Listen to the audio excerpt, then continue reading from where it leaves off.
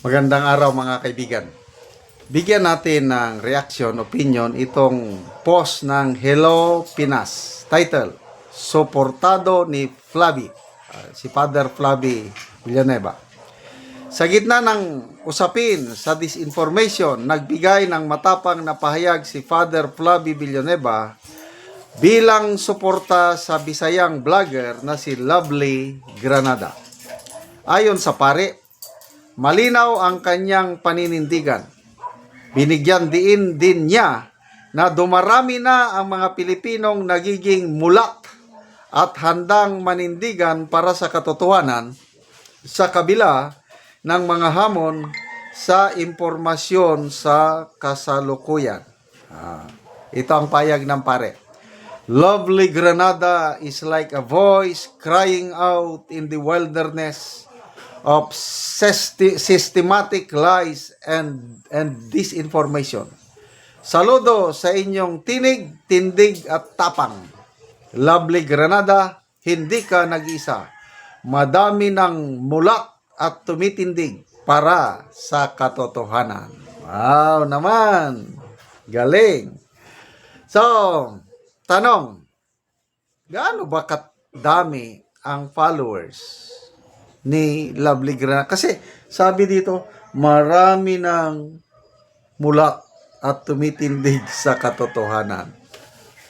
Akala ko itong Lovely Granada is mga sikat na ba na vlogger, content creator na millions ang followers. Only to find out, may nabasa lang akong post ni Atty. Guanzon, sabi niya, iha o ating, kami niya kay Lovely, magpadami ka muna ng followers mo bago ka maglakas loob na maghamon ng debate kay BP Sara. So, sabi ko, ilan bang followers? Sinerch ko nga yun kasi hindi ko kilala yung Lovely Granada na yan. Nako, sa kanyang Facebook, 91, mga 2 days or 3 days ago, 91,000 lang ang kanyang followers. At ang mga reaction o nagko-comment, nag-view sa kanya, mag-average lang ng 5,000. Pinakamalaki na yung 10,000. Ganun lang. So ano ba yun? Viral ba yun? Hindi. Kung ikumpara mo, dito sa mga Bisaya na content creators na pro Duterte, Halili, yung taga Siquijor ba ito? Halili o Habibi? Yung gwapa na ano? I think 8 or 10 million followers si Halili. Makasara yan. Tapos si Cindy 5, 6.4 million followers niya sa Facebook lang yan. Hindi pa kasama sa other platforms. Si Eloy Bogris, 2.9 million. Si Banat Bay, sobra 1 million. Yan yung mga matitindi. Yan ang maraming naimumula. Kasi talaga ang labanan ngayon is battle of narratives. Kung sino ang mas pinapaniwalaan, ano talaga? Sinasabi nila na ang kampo ng Duterte is nagpapalaganap ng disinformation. Sino ba ang palaging nagpe-fake news? Di ba ang administrasyon, ang daming ang Pangulo, kung ano-anong sinasabi, kabaliktaran na. Kung ano ang sinabi ng Pangulo, baliktad ang nangyayari sa actual ground. Kaya, marami ang namumulat. Sige, kung marami, yung marami siguro, 5 to 10, to me, hindi yan marami. Kung marami ang namumulat, bakit ang survey? Bakit nangunguna pa rin si BP Sara sa mga surveys?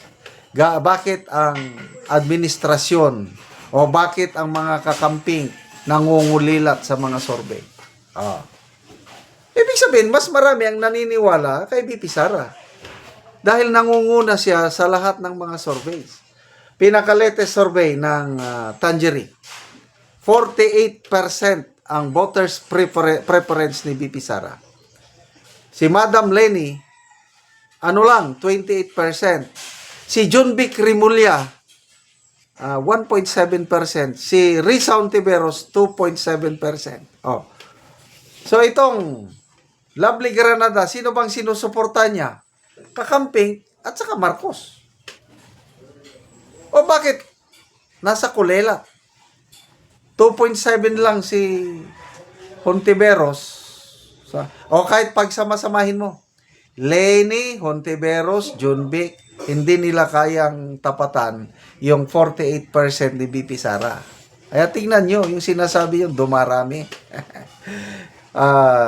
To me, sa ngayon, sa Battle of Narratives, Court of Public Opinion, panalo ang mga Duterte. Kaya tayo mga ka-DDS, magtulungan tayo. Suportahan natin ang mga vloggers katulad ni na Iloy Bogres. Ako, paborito ko talagang manood kay Iloy Bogres. Suportahan natin ang mga post. I-follow natin sina Atty. Rowena Guanzon, sina Sas Rogando Sasot, sino pa? Kipicho, MG Kiambao Reyes, of course, Banat Bay. Madami-dami. Ang mga DDS na pro-vloggers. At to me, panalo ang mga Duterte. Kaya excited na akong magkaroon ng eleksyon sa 2028. Tingnan lang natin ang nag-react. 30,000 ang nag-react. 18,000 ang tumatawa, hindi naniniwala. 9,000 lang ang nag-like sa pahayag ng pare. So, anong percentage yan? Mga nasa 70%. Tinatawanan ng pare, hindi naniniwala. Ibig sabihin, yung 70% naniniwala kay BP Sara.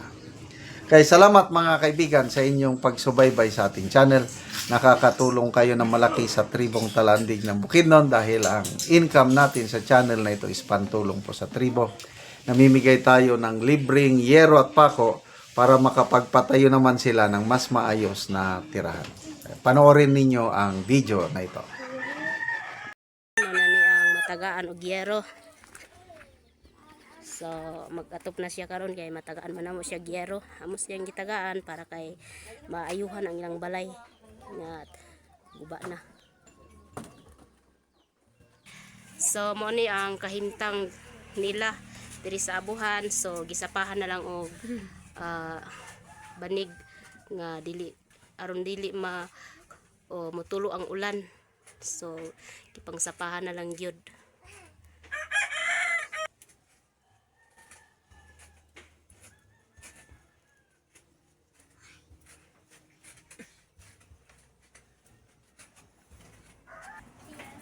So, muna yung ilang kahimtang.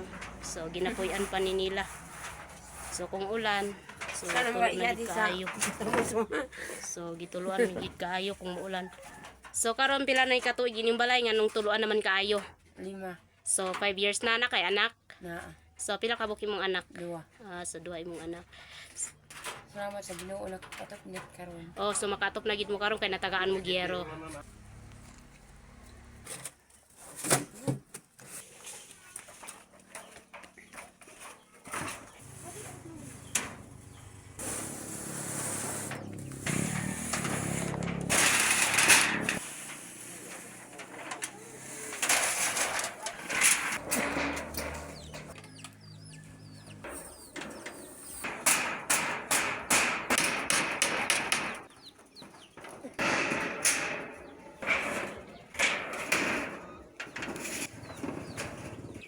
So, managid og ato. So, karon managid og atop. So, managyod og atop. So, nindot na kaayo. Salamat sa Ginoo sa nagsponsor. Nga napulihan na inyong atop. Napulihan ang mong atop. So dako gyud yung pasalamat kay dili na mo tuluan. So salamat pod.